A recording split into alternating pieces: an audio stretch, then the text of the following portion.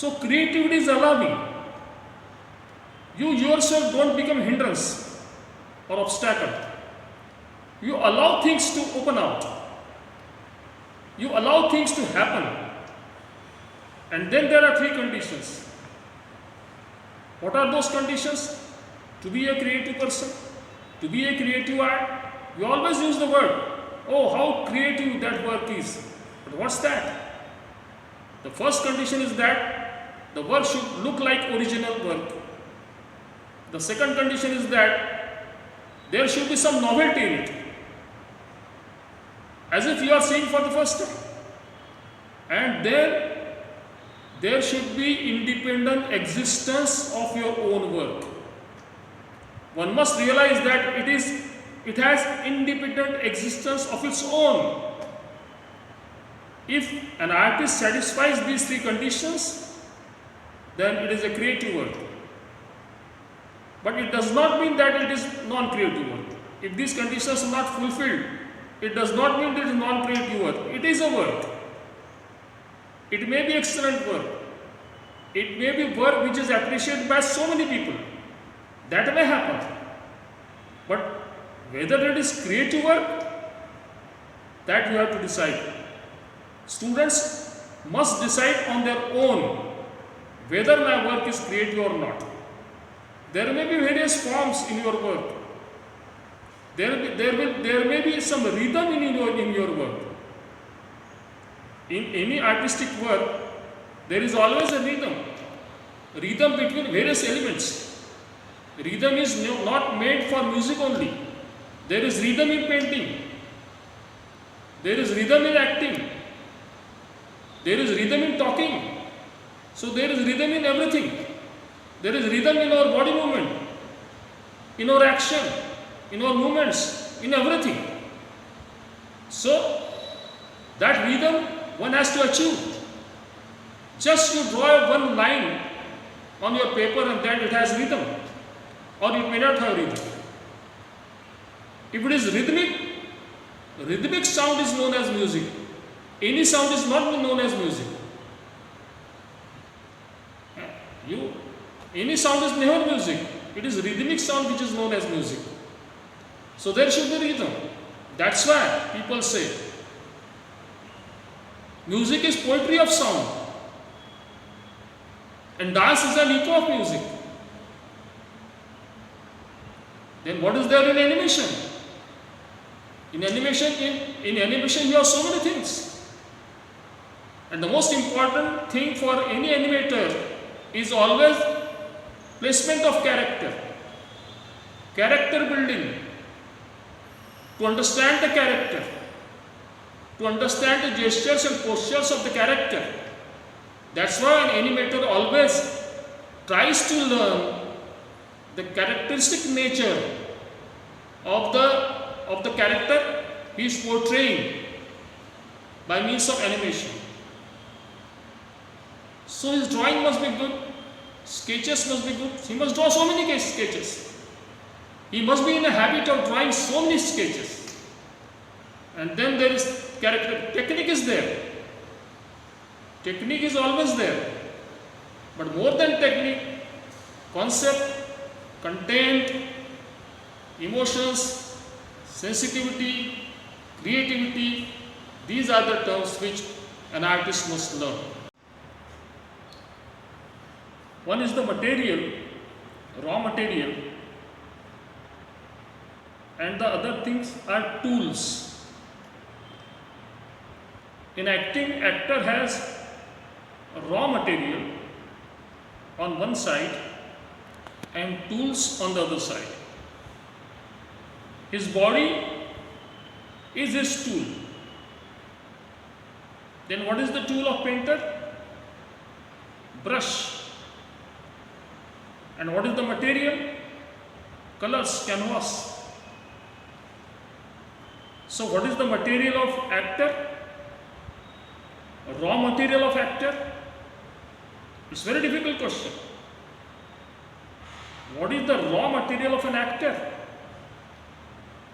His tools or apparatus is his body. Body is his apparatus. But what is his raw material? People don't think of it. The raw material of an actor is imagination, observation, and experience. These are the three things. They are all visible things. First thing is observation, second is imagination, and third is experience.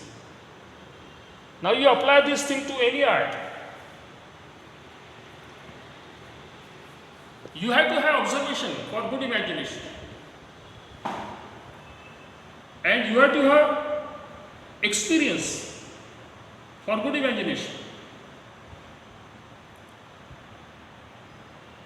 Before imagining anything, you have to be well versed with so many things. You must know the reality of the world. You must understand the world you are living in. You must understand the happenings. You must understand the reasoning behind it. You must be rational enough to know so many things which are surrounding you. And these are the basic things. On these basic things, you imagine so many things. But then imagination has no limit. Mind you, imagination has no limit at all. One can imagine anything. And that imagination is in the hands of the artist. But simply imagination is not sufficient again. You have to follow certain processes. You have to follow some order. You have to follow some methods in art. And you have to understand these methods. So there is drama, there is script, there is canvas, there is concept, there is thought, and there are so many things. And above all, there is imagination. Imagination has played a vital role in the development of art. You must remember this. It's because of imagination that you find so many great works in the world. But there is a definite process which is to be followed. Collection of material, collection of raw material, understanding the nature of raw material, managing the raw material, composing the raw material, using certain method, by using that raw material and making something else with the help of that raw material. But for that, an artist has to visualize things. A sculptor, for example, the visualization part of a sculptor is always greater than any artist. He may be dramatist, he may be actor, he may be dancer, he may be musician, he may be poet, he may be a very good singer. But the visualization of sculptor, that part of a sculptor is always very effective and very important also, very significant. For example, I will give you an example. If you have to make Gandhi from a particular stone,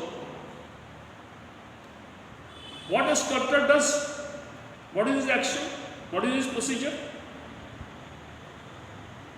He does not bring about Gandhi from the stone. He simply takes his hammer with him. He removes that part which is not Gandhi. What remains is Gandhi. So the form of Gandhi is already there in the stone. For that matter, form of anything, any figure, any object is there in the stone. What an artist has to do is that which is not necessary, that he has to remove. Now this is the procedure. You may imagine so many things, but you must understand what is necessary and what is not necessary. What is essential and what is not essential. What is required and what is not required at that particular moment, in that particular situation, in that particular format.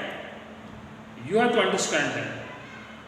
And then accordingly, you have to do action. So from imagination to performance, these are the things. But then what you have imagined may not be there on the canvas. Because while in processing, when you are in the process of making something, there are so many changes. And these changes are on psychological level, physical level, emotional level, cultural level, intellectual level. On so many levels, there are so many changes going on. And what you think, what you imagine is never drawn on the canvas. What you draw on the canvas is a totally different thing. But then you have to appreciate it. And you have to admire it. Because something different has come out. You had imagined something, you had something, some different thing in your concept, in your mind. And when it is drawn on the canvas, it is totally different thing, but it is creative. It is meaningful. It has its own meaning. Therefore, this has to be also appreciated. So from imagination to performance, these are the things which happen, and you have to follow these things and understand these things. Do some 3D sculpting, so I go on internet and there are tons of work on the internet, and sometimes we do feel demotivated. We will be able to achieve that or not. So what are your views or like any suggestion that how we can put that? The first thing is that you must always think in mind that you can do it. This will happen. That much of confidence you should have because you are an artist. You are not an ordinary man, just remember. God has not sent you like an ordinary man. An artist is different from any other man in the world. Every artist has his own existence and identification. He must first understand himself. He has to go deeper in his own body, in his own mind, in his own intellect. And then he will find that yes, he has this thing. He has this quality. And then he becomes very confident that yes, I can do it. So have that confidence in you. Let there be so many things outside. There will be so many things outside. There will be so many references and contexts. Read them. They are useful. No doubt. You must know what is going on in the world. And you must know the modern technology. You are going through. You know that. But then, you can surpass those things. Just believe in yourself. And I guarantee you, you will come out of that.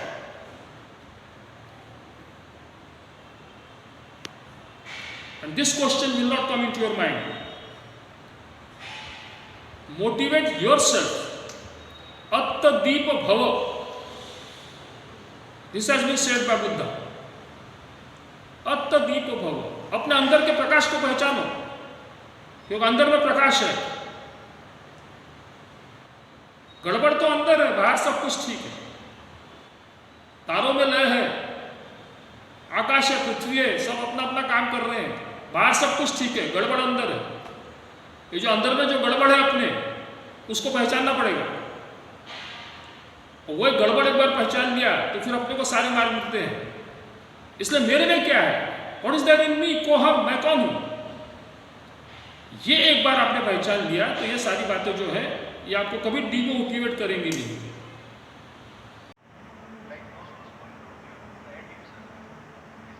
Psychology of the audiences. Okay. First, to understand two things. there is a psychology everywhere. But as far as our artistic work is concerned, there is psychology of creation and there is psychology of perception. When artist works, there is involvement of psychology of creation. He is creating something. And the psychology which is concerned with the creativity, that is there. Once the creative part is involved, once the creative part is complete, once the art is complete, then arises the question of perception. Now here the psychology of perception arises. Here there is audience, and audience have their own personality. Each observer has his own identification, own personality, own likes and dislikes. He may like your art, he may not like your art. He may something more about your art which you also never thought of. What he perceives is important for him. And perception is very individual thing. There cannot be mass perception. So each one who is perceiving because of his own intellect, because of his own emotion. He has also his own emotional world, He has his own intellectual world. And then he may find something from your creation which you never thought. Now this is psychology of perception. You have to understand the psychology of perception also, not only psychology of creation. That means you have to understand yourself, and at the same time you have to understand the society. You have to understand the people living in society. You have to understand the type of society which is surrounding you. And then you have to understand the whole nation, and then the world, and then the globe, and then the humanity at last. So these are the things which you must understand as an artist.